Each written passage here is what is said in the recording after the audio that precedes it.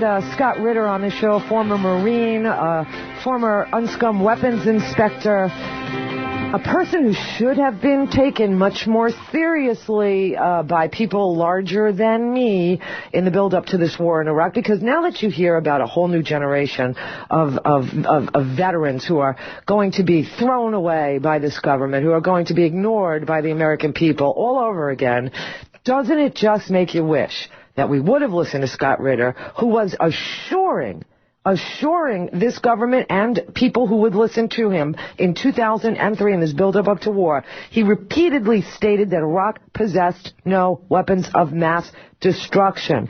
And he was condemned for saying so.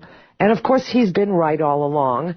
And as a former Marine, I just thought before we start the conversation on his book, Target Iran, and what would happen if Iran attacked us, which he fully well knows, I thought that I would ask Scott. Hi, Scott. How are you doing today? I'm doing great, thanks. I thought I would ask you about this new generation of throwaway people that are just languishing on the post of Walter Reed.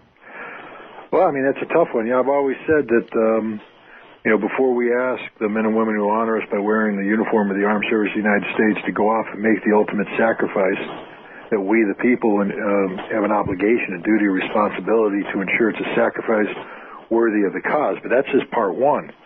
We have an entire generation of Americans that have been pre-programmed from the very birth to embrace war as something glorious, noble. We got rock and roll music playing in our heads when we take a look at the videos and stuff. The reality of war is completely different. I don't care who you are, how strong you are as an individual.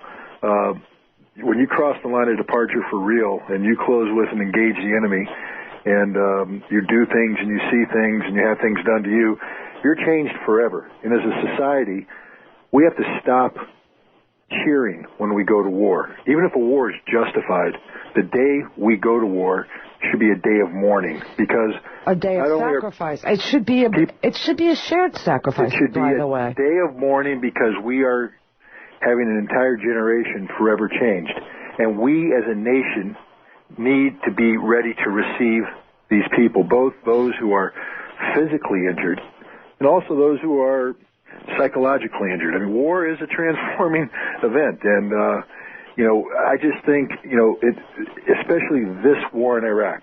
And I wasn't around for Vietnam. I don't know what kind of chest thumping went on about that war. I saw America thumping its chest, sticking it out, saying, we are the biggest boys on the block. Aren't we bad? 3.5 weeks, we took Baghdad. We kicked ass. We did wonderful stuff. Hoorah, support the troops. You know what? Every single one of those idiots who stood on the street corner waving the flag saying support the troops, they didn't support the troops, and they don't support the troops. If they supported the troops, they'd go to Walter Reed, they'd hold the hands of these people, they'd be with them when they got it, they'd go to each funeral, but they don't. They just sit back and wallow in their ignorance and continue to stick their chests out as though war is some sporting event. And that's what disturbs me, most of all, because I can forgive ignorance. I can't forgive people using war as a tool of self-gratification. And that's what it's become for most Americans. We don't go to war. We send others to war, and we sit back and revel in their assumed glory. There's nothing glorious about getting your leg blown off. That's so well put. Thank you so much, because I feel the same exact thing. I'm sickened by, people don't know what it's like to A, serve, B, they don't know what it's like to be in combat, C, they don't know what it's like to be in a hospital with young people. And some of these guys are 50, 52, 53 guardsmen coming back, they're blown, their faces are gone, their legs are gone, 2 genital amputations a day in theater. People have no idea of their names, who they are, where they are, what's happening. It makes me sick. But if we're so unprepared for what's coming back from Iraq, and that we asked them to make the sacrifice, and we're so unprepared to receive them home, what makes this president think that widening the war is such a great idea? What is the key to explaining to Americans now how to understand Iran and what the president is doing there? But he doesn't need to explain. Again, you and I, and I'm sure there's a handful of listeners out there, probably your listeners more than a handful, but people in America who are getting it. You can see the glow appearing above their head as the light bulb starts to turn on. They're going, whoa, wait a minute. Okay, there's something wrong with this picture. But the vast majority of Americans continue to wallow in ignorance about the world we live in. And from that ignorance is derived fear. And from that fear, you become easily manipulated. Again, the majority of Americans don't care about the troops. They simply don't. They live their day-to-day life.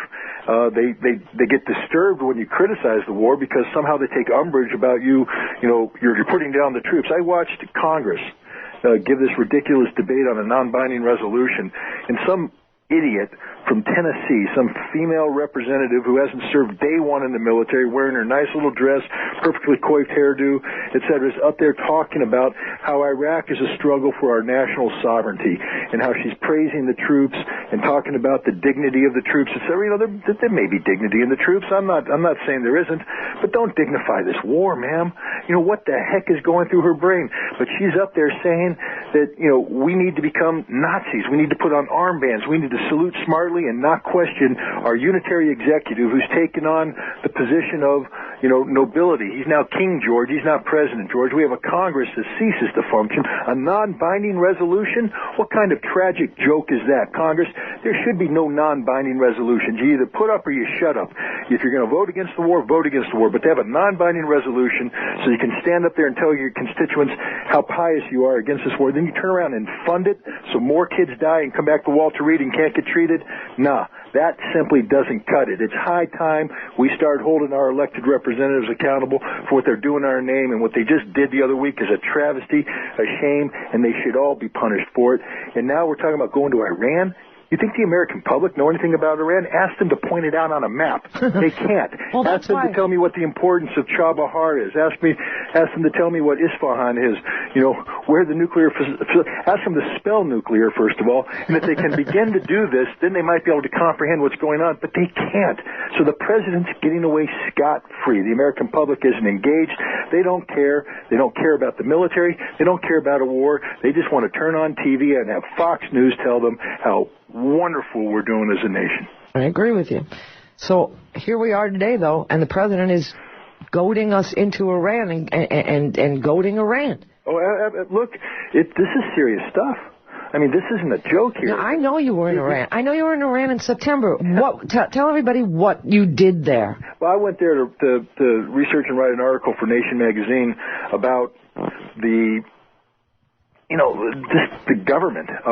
Again, you turn on TV, and again, it's just indicative of the overall ignorance that I'm fed up with the American people.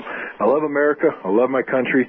But, I just walk the streets of America and go to any city, and I'm just fed up with the pious ignorance that exists. And they sit there and they talk about Iran as if they know something. They listen to NBC Nightly News or ABC talk about Ahmadinejad, the president. I'd be surprised they can pronounce the name right, but let's say they do get it right because they've heard it enough. We're talking about it enough. We made him the poster child for demonization. Ahmadinejad this, Ahmadinejad that, wipe Israel off the face of the earth, reject the Holocaust, oh my goodness, and we've got to go take care of this guy. But if I said the Ayatollah Khamenei, people would go, huh? I said, well, wait a minute, we're really talking about the power in Iran, right? You guys know that Iran is an Islamic republic. You've read the Constitution of Iran. I assume you have, because you're talking about the government as if you know what it is. We don't call Iran a democracy. If we did, Ahmadinejad would be the leader. He's the democratically elected leader of Iran. But we call Iran a theocracy for a reason, and that's because it's governed by a theocrat, the supreme leader. There is the Guardian Council, the Expediency Council. These are religious-driven institutions. This is where the power is. These are the people that count. And I went to Iran, and it became very obvious. And it's obvious to the Iranian people. Every one of them, from top to bottom, said, why do you guys focus on Ahmadinejad? I mean, he's nothing. The power is the Ayatollah Khamenei. And we now know that in 2003, the Ayatollah Khamenei approved a 2-page letter to be transmitted to the U.S. government in which the supreme leader said, hey, we're willing to put our nuclear program on the table. We're willing to, suppress Hezbollah, Hamas. We're willing to recognize Israel. We're willing to do anything to normalize relations with the United States. All you have to do is stop saying you want to get rid of us. But Condi says she doesn't know about that. She missed